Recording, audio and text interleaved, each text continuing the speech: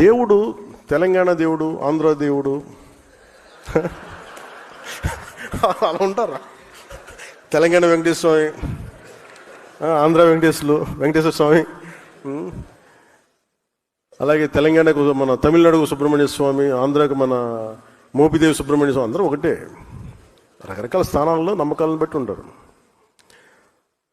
ఇవన్నీ అంటే మీకు ప్రాంతీయతను విస్మరించడం అంటే ఇవన్నీ కూర్చోబెట్టి మీకు స్థాయి, మానసిక స్థాయి పడిపోయే కొద్దీ ఇలాంటి ఎత్తుకుంటే కొన్నిసార్లు తప్పులు ఉంటాయి, తప్పులు కరెక్ట్ చేసి ముందుకు వెళ్ళాలి తప్ప అక్కడ ఆగిపోకూడదు.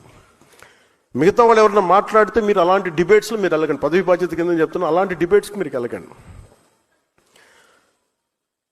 అని ఇవన్నీ ఎందుకంటే భగవంతుడిది హైందవ ధర్మం ప్రపంచంలో ఏ మూల ఎక్కడ ఉన్నా సరే ఇది అందరిది.